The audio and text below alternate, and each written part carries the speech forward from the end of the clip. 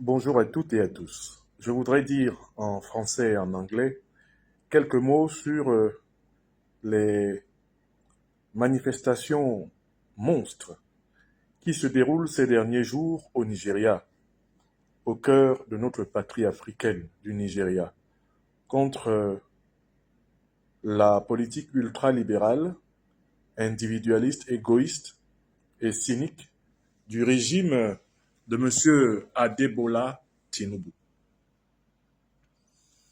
Très clairement, nous ne sommes pas surpris de la colère du peuple nigérien contre le régime de Tinubu, pour trois raisons. Premièrement, le régime Tinubu ne parvient toujours pas à justifier comment il est possible que le Nigeria soit l'un des plus importants détenteurs d'hydrocarbures stratégiques sur la Terre, à savoir notamment le pétrole et le gaz. Comment il est possible que le Nigeria soit détenteur d'hydrocarbures stratégiques en quantité considérable, qu'il écoule sur le marché international, alors que des dizaines de millions de Nigérians croulent sous le seuil de pauvreté. Ça, c'est la première raison, le scandale socio-économique du Nigeria.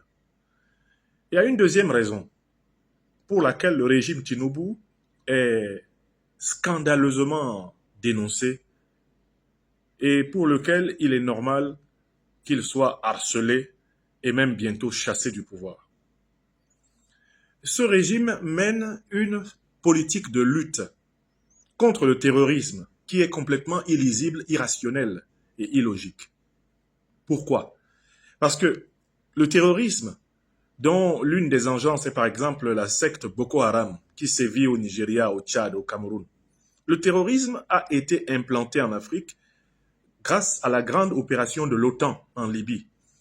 Opération menée notamment par les États-Unis, la France, la Grande-Bretagne, afin de fragiliser les États sahéliens, puis les États du Golfe de Guinée, et imposer à toute l'Afrique d'accepter de rester sous commandement militaire de l'OTAN, sous commandement militaire américain. Adebola Tinubu, l'actuel président du Nigeria, sait très bien cette donnée fondamentale de la géostratégie et de la géopolitique africaine. Mais il continue de mener une politique absurde qui consiste à faire semblant de combattre le terrorisme en s'appuyant sur la même alliance de l'OTAN qui pourtant est responsable de la grande déstabilisation du continent. C'est la deuxième raison pour laquelle les Nigérians ont raison de vouloir se débarrasser de cet incompétent, de cet imposteur et de ce félon de Tinubu. Enfin, il y a une troisième raison pour laquelle je comprends et je soutiens pleinement le peuple nigérien dans sa volonté révolutionnaire d'avoir une élite politique qui soit compatible avec ses intérêts vitaux, lui, le peuple nigérien. Mais c'est l'attitude de Tinubu envers les pays sahéliens les plus frappés par le terrorisme et qui se battent depuis plus de 10 ans afin de juguler ce fléau et de reconquérir pleinement leur souveraineté. Je pense ici aux pays de la Confédération de l'Alliance des États du Sahel, le Mali, le Burkina Faso et le Niger.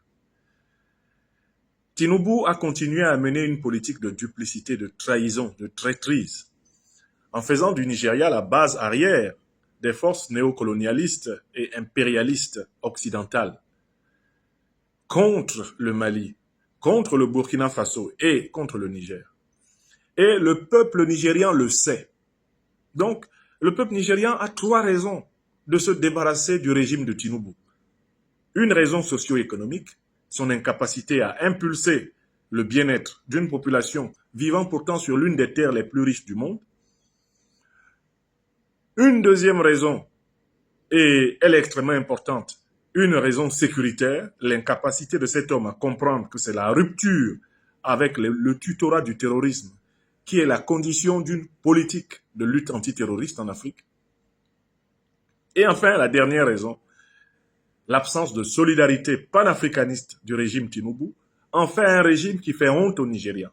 Pour ces trois raisons, j'apporte mon soutien total aux populations nigérianes, au peuple nigérien en résistance et je suis convaincu que c'est un gouvernement populaire,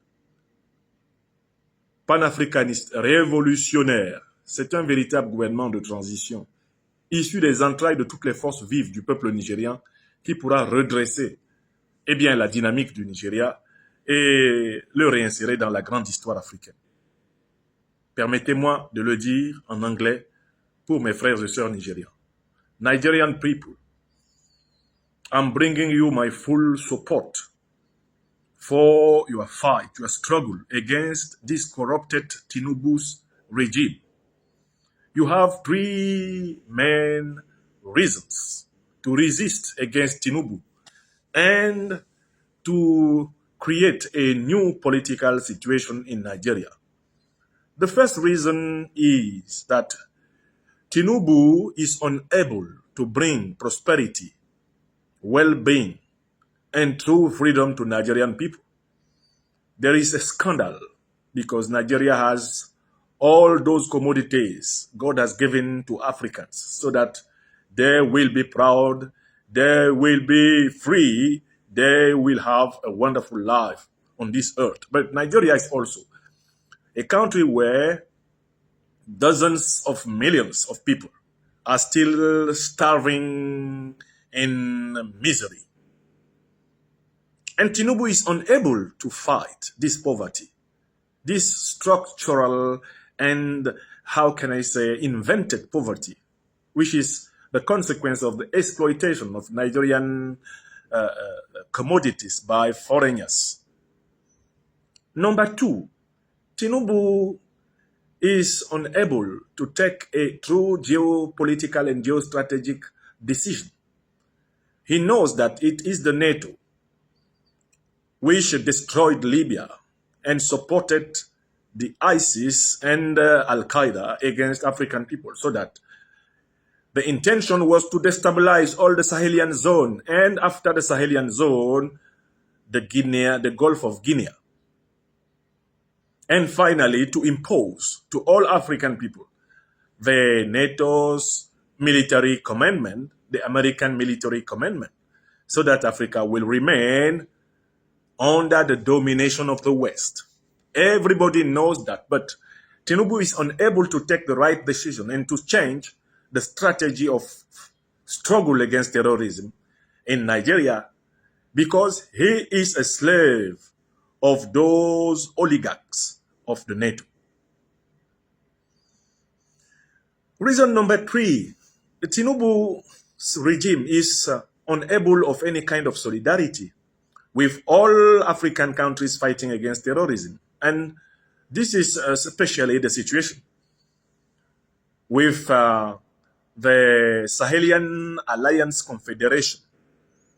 Tinubu has permanently, regularly showed a very, very, very terrible attitude in front of Mali, Burkina Faso, and Niger.